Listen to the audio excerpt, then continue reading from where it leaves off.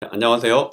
닥터심입니다. 자, 오늘은 제가 굉장히 중요한 걸 말씀을 드릴게요. 바로 PCR, RT-PCR 많이 들어보셨죠? 이걸로 양성, 음성에 따라서 내 감염이 되냐, 안 되냐, 이거를 요즘 가린다. 코비드-19에 감염되냐, 안 됐냐, 이거를 검사한다고 하잖아요. 근데 이 RT-PCR이라는 거에 대해서 정확히 아셔야 돼요. 얘는 사실상 감염 유무를 정확히 판단하는 그런 검사가 아니에요, 여러분.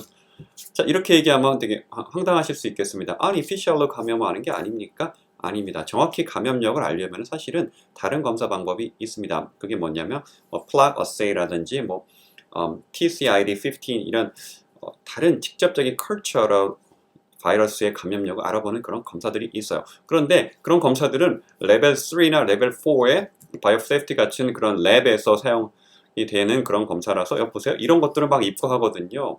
그렇기 때문에 시간도 한 일주 정도 걸립니다. 그래서 현실적이지가 않아요.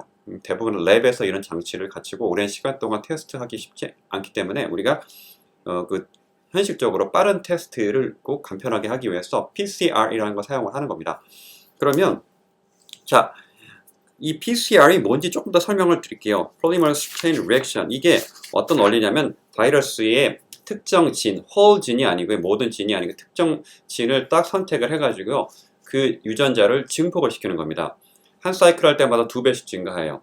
그래서 2배 계속 기하급수적으로 늘어나는 거거든요. 보통 20번에서 40번 정도 증폭을 시킵니다. 그 정도 사이클을 돌려줍니다.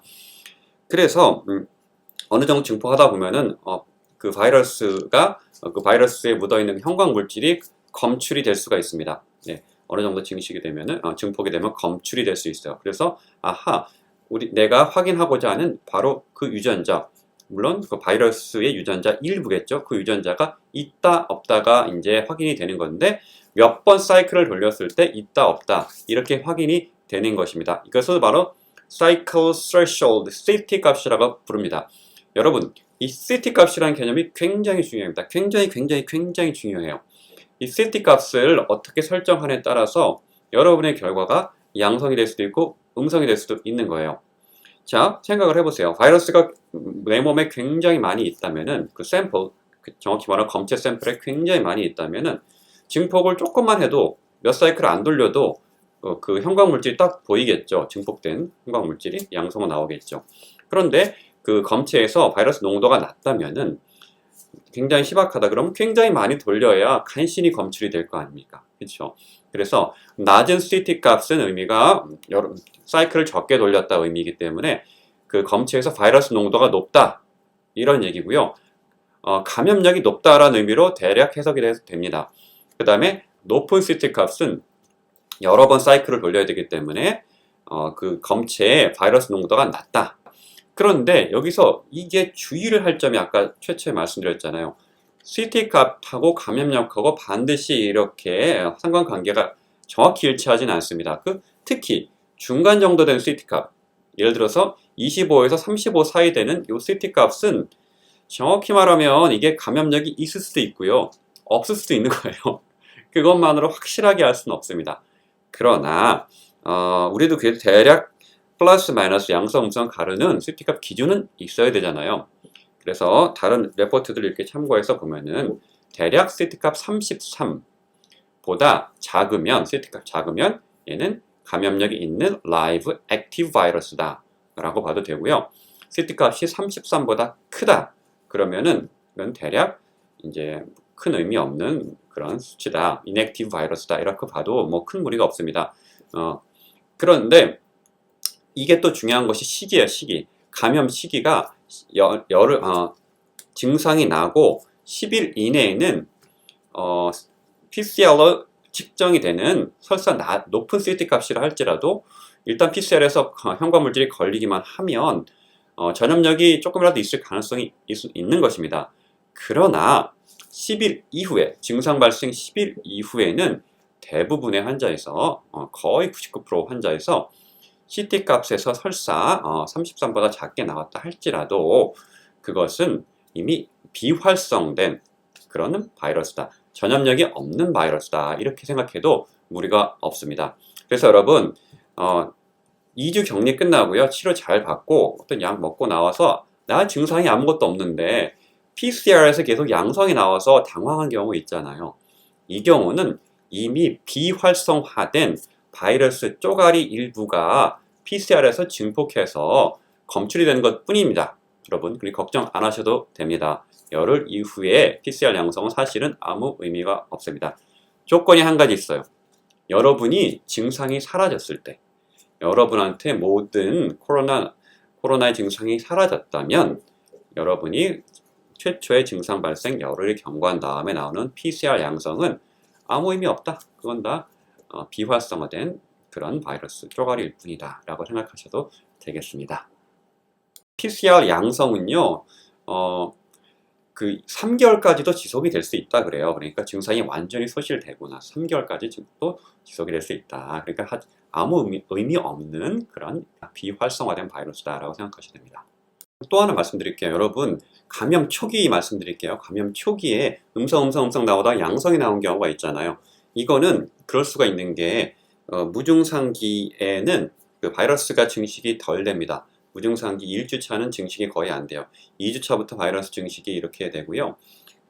그 다음에 쭉쭉쭉쭉 올라오는 겁니다. 그래서 당연히 그럴 수가 있고, 그래서 감염 초기에 CT 값이 굉장히 낮게, 예를 들어서 뭐 35 이상이 나왔다 이런다 할지라도 이것은 사실은 감염력이 있다라고 봐도 됩니다. 사실은 있을 가능성이 높다라고 봐야 됩니다. 감염 초기일 경우에. CT 값을 우리가 판정할 때 일반적으로는 35를 기준으로 하는 게 전염력 여부를 판별하는 기준을 삼는 게 일반적으로 맞지만, 감염 특히 초기일 경우에는 33보다 높은 CT 값을 보인다 할지라도 그 사람은 감염력이 있다라고 판별하는 게 좀 더 맞습니다. 자, 그렇다면 우리가 지금 최근에 나온 그 레포트 있잖아요. 단클론 항체, 엘라이 릴리 걸로 나온 그 레포트랑 다른 단클론 항체 독감에 대한 그런 단클론 항체 레포트를 봤을 때 거기에는 culture하고 CT 값이 다 이제 레포트가 되어 있어요. 이제 우리가 눈을 크게 뜨고 봐야 됩니다. 이 0일, 그러니까 감염되고 나서 10일 사이에 이 사이의 기간에는 사실상 이 CT 값으로 정확히 감염력 여부를 판별하기 쉽지 않다라고 제가 말씀드렸죠. 아주 초기도 아니고 아주 후기도 아니고 중간 어중간한 단계. 그런데 바로 이 어중간한 단계가 굉장히 우리가 실험에서 중요한 단계고요. 이 어중간한 단계라 할지라도 아까 말씀드렸듯이 CT 값 33을 기준으로 대략적으로 감염력 유무를 판별할 수 있다라고 말씀을 드렸습니다.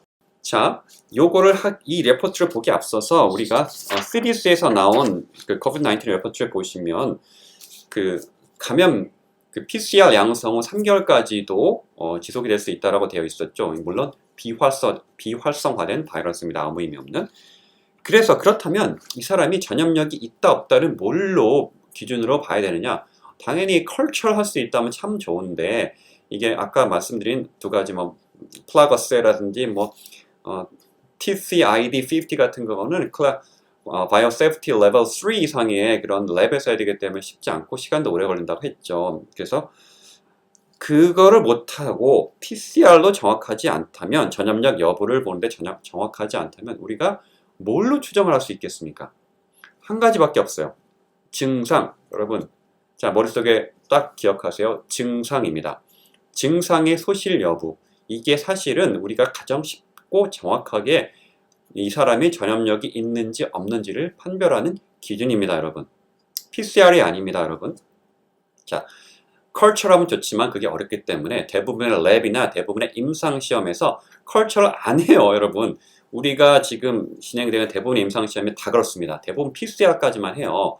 그렇기 때문에 여러분, 감염력, 전염력 여부를 알 수 있으려면 증상의 소실, 이것을 굉장히 중요하게 봐야 됩니다. 강조합니다.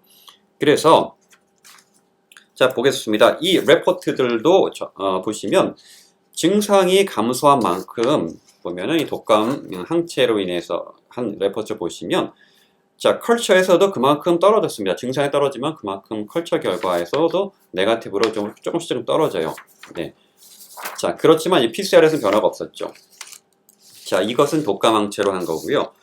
그렇다면 우리가 그 일라이 릴리의 한 그 항체를 보시겠습니다. LY-CoV555 이건데 얘도 보니면 플라시보에 비교를 해서 증상이 시간이 1일부터 10일까지 쭈루룩 조금은 더 떨어지기는 합니다. 이 그래프를 보시면. 그런데 그 정도가 slightly lower, slightly한 표현을 써요. 그 떨어지는 정도가 증상이 호전되는 정도가 대조군에 비해서 그다지 드라마틱하지 않다. 그다지 크지 않다.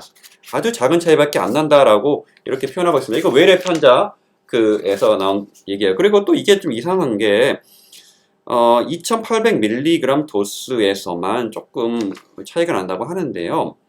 그거보다 적은 도수, 그거보다 많은 도수에서는 차이가 없다 그래요, 대조군하고. 그런데 항체는 당연히 많이 넣을수록 일반적으로 치료 효과가 더 좋을 거라고 추정이 되는 상황이잖아요. 그런데 중간 도수만 효과가 있다. 이거는 사실 유의미야라고 보기가 조금 어렵습니다. 좀 이상하죠, 그렇죠? 그래서 여기서 우리가 확인할 수 있는 건 증상이 약간 호전된다. 그렇다면 아마도 전염력도 약간은 줄어들 것 같다. 큰 차이가 아니에요. 약간이라는 표현을 하고 있습니다. 그 뒤에 제가 다시 말씀드리지만 여기서는 더 큰 문제가 있습니다. 바로 이스케이프 뮤턴트에 대한 문제인데, 자, 700mg군, 2800mg군은 7000mg군 세 서브그룹에서 봤을 경우에, 자, 대조군에서는 자, 6.1%, 근데 700mg에서는 6.3%, 2800mg는 8.4%, 7000mg에서는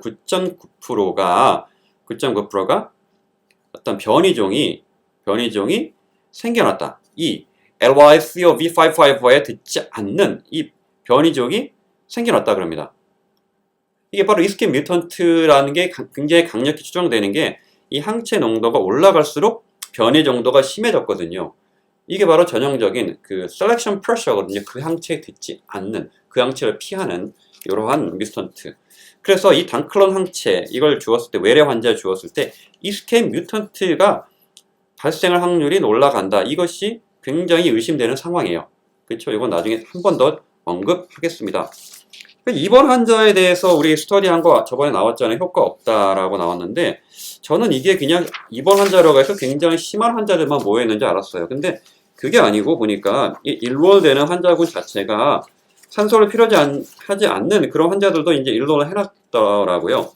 그런데 결론적으로 그 대조군하고 이 실험군이 차이가 전혀 없었어요. 그러니까 이거 자체를 보면은 아까 그 아웃페이션트 그 외래 환자에서 약간의 그 전염력이 감소하는 그런 효과 있는 걸 추정되는 거와 맞다라고 다시 한번 우리가 생각해 볼 수 있죠. 그렇죠? 예. 좋습니다. 그래서 이 단클론 항체 정리하면은요, 일라이 릴리 것만 이제 일단 한정해서 이제 말씀드릴게요. 약간 바이러스의 전염력을 떨어뜨리는 정도의 효과가 있는 것 같지만, 이스케이프 뮤턴트를 발생시킨다는 것이 굉장히 강하게 의심되는 정황이 있다. 그런 정도까지 정리하겠습니다. 그 다음에 여러분, 재감염 있잖아요. 재감염. 한 번 걸린 사람이 재감염 되는 경우가 있는데, 이런 경우에 더 세게 처음에는 무증상 감염했다가 두 번째는 이제 아주 심한 증상으로 감염해서 입원하는 경우가 왕왕 있다 그럽니다. 왜 그러느냐? 그 기전은 제가 눈에 강조해온 ADE, Antibody Dependent Enhancement of Infection, 즉 항체, 기존에 내 몸에 새 바이러스 감염으로 생겼던 항체가 새로운 감염이 일어났을 때 그 감염을 더 악화시키는 역할을 한다. 그런데 이게 재밌는 것이, 그것이 변이종이라는 얘기예요. 변이종. 같은 바이러스가 아니라 변이종일 때 특히 그렇다는 얘기입니다. 자, 변이종일 때. 그렇다면, 자, 여러분 생각해 보세요. 이 항체나 백신을 맞은 사람이 변이종에 감염이 된다면은 더 심하게, 어떤 시점, 그 보호가 되는 기간이 지난 다음에는 더 심하게 병에 걸릴 가능성이 있다라는 것이 지금 재감염 사례에서 드러나고 있는 거예요. 드러나고 있는 것입니다. 자, 이거를 이제 제가 그림을 설명할게요. 보면은, 자, 우선 항체 치료제부터 설명을 하면은, 최초에 항체를 탁 투여한 데는 굉장히 농도가 높겠죠. 근데 이게 반감기가 열흘에서 2주 되니까 그대로 뚜두두둑 떨어집니다. 반감기가 지난 다음에 어떻게 되겠어요? 그때부터가 문제입니다. 얘가 보호가 안 되는 걸 플러스 변이종으로 컨택했을 경우에 더 병을 심하게 앓을 가능성이 있다. AD가 일어날 가능성이 있다는 겁니다. 이게 이제 재감염 사례에서 계속 드러나고 있고요. 백신의 경우에도 이거를 완전히 자유로울 수 없습니다. 백신은 폴리클로널 안티바디 다클 항체이기 때문에 조금 낫긴 하지만 마찬가지로 약 3개월 정도의 이런 보호기간이 지난 다음에 그 뒤에는 만약에 변이종에 노출이 됐다면 더 심하게 병이 올 가능성이 분명히 있는 것입니다. 재감염 사례에서 계속 드러나고 있는 거예요. 그래서 여러분 코로나 백신이 나오고 항체 치료제가 있고 이거는 사실은 보조적인 역할이에요. 이걸로 완벽하게 우리가 어떻게 이 코비드-19 이게 판데믹을 끝낼 수가 없는 것입니다. 재감염 사례도 계속 일어나고 변이도 계속 일어나고 심지어 변이가 일어났을 경우에 AD 기전으로 병이 더 심하게 올 수도 있고 그리고 보호받는 기간도 항체는 열흘 정도 최상의 보호라고 가정했을 경우에 그나마 그 다음에 백신의 경우는 최상의 보호라고 해도 3개월 정도입니다. 그거밖에 안 돼요. 기간이 짧습니다. 그럼 그거 지나고 나면은 다른 문제 AD나 어떤 재감염 문제가 계속 생길 수 있다가 제가 강조하고 있잖아요. 그래서 그럼 뭐가 어떻게 돼요? 결국에 팬데믹을 끝내려면 알약 치료제가 빨리 승인되고 널리 퍼져야 되는 겁니다. 그 방법밖에 없습니다. 이 팬데믹을 종료할 수 있는 방법 강조하고 강조합니다. 알약 치료제가 빨리 승인돼야 됩니다. 아시겠죠? 자, 제가 마지막 정리할게요. 단클론 항체랑 알약 치료제의 실제적인 쓰임새를 쭉 한 비교를 해볼게요. 눈으로 여러분 확인해 보세요. 자, 단클론 항체 증상 약간 줄였고 바이러스 방출 약간 줄이고 하지만 미미하고 전파 차단 안 되는 거예요. 스파이크 변이종이 오면 효과가 감소하고요. 투여 시기 극초기에 한정돼서 효과가 있습니다. 자, 14일 격리 해야 돼요. 그리고 입원 침대 필요해요, 여러분. 의료인 2시간 동안 이렇게 봐야 되고요. 투여 시간 2시간 해야 되고 가격 200만 원입니다. 혈관 주사해야 돼요. 생산 가능 제약 많이 할 수 없습니다, 여러분. 동네 병원에서 투약 불가능해요. 왜냐? 격리해야 되기 때문에. 그리고 입원시켜야 되기 때문에 그렇습니다. 따라서 얘가 입원을 되지 않게, 입원 환자가 되지 않게, 악화되지 않게, 뭐 막 좀 줄여준다, 확률을 줄여준다고 하지만 이게 참 논리적으로 이상한 게 일단 얘를, 이 항체 치료제를 맞으려면 입원을 먼저 해야 되거든요. 격리를 먼저 시켜야 돼요. 여러분, 생각을 해보세요. 그렇죠? 그러니까 우리가 베드, 입원 침대, 병상, 의료 인력, 이거를 이미 얘가 차지를 해버리는 거예요. 병만 조금 덜 심하게 진행을 할 뿐이지 우리의 의료 캐파시티 자체는 이미 차지를 해버리기 때문에 이게 큰 문제가 되는 거예요. 의료 자원을 소모를 해버려요, 이미. 그쵸?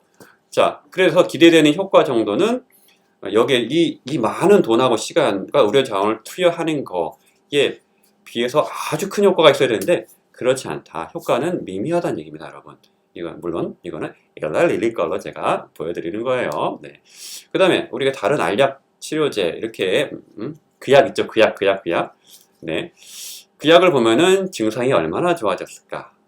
방출 바이러스가 얼마나 줄을까? 전파 차단이 얼마나 될까? 이게 바로 임상시험 중이고요. 스파이크 변이가 온다 할지라도 효과는 그대로 유지가 될 수 있어요. 그거랑 아무 상관없습니다. 기전상. 투여 시기는 초기 중등증, 아마 중증도 효과가 어느 정도 있을 거고요. 14일 격리, 글쎄요. 앞에 전파 차단이 된다면 격리도 필요 없을 거예요. 입원 침대 당연히 불필요해요. 의료 인력 5분 동안 처방하면 되고요. 투여 시간 본인이 5분 동안 먹으면 되고 가격 한 5만 원 되겠네요. 투여법 입으로 먹는 거고요. 생산량 얼마든지 확대할 수 있을 거예요. 동네 병원 처방이 가능해요. 이게 중요한 부분입니다. 그렇기 때문에 여러분 이 팬데믹을 끝낼 수 있는 거는요. 대학병원이 아니에요, 여러분. 동네 병원입니다. 동네 병원에서 이 코비드-19의 약을 처방을 할 수 있는 그 시점이 돼야 팬데믹이 끝나는 겁니다. 이해하시죠? 자, 오늘은 PCR의 CT 값이 얼마나 중요한지 양성, 음성의 의미 정확히 판별하는 방법, 이거 특히 나중에 논문을 봤을 때 이 실험이 이 약이 효과가 있다 없다를 판별할 때 꼭 아셔야 되는 PCR CT 값 의미 말씀드렸고요. 그 다음에 가장 중요한 것이 전염력이 있는지 없는지 쉽게 보는 방법, 증상이 확 떨어지냐 아니냐 이겁니다. 이거라는 거 말씀드렸고요. 그 다음에 변이 있죠. 변이 AD 라는 개념 말씀드렸고 이스케이프 뮤턴트가 생길 수가 있기 때문에 항체건 백신이건 일정 보호 기간이 지나면 오히려 우리가 몸에 재감염 위험이 더 올라갈 수 있다. 이 정도까지 정리해서 말씀드리겠습니다. 그래서 결국 이 팬데믹을 끝내려면 동네 병원에서 처방할 수 있는 알약 치료제가 빨리 승인이 나야 된다. 이렇게 말씀드리겠습니다. 채널, 두 번째 채널 모두 구독해 주시고요. 지금 연결된 영상 굉장히 중요하거든요. 이거 같이 꼭 확인해 주세요.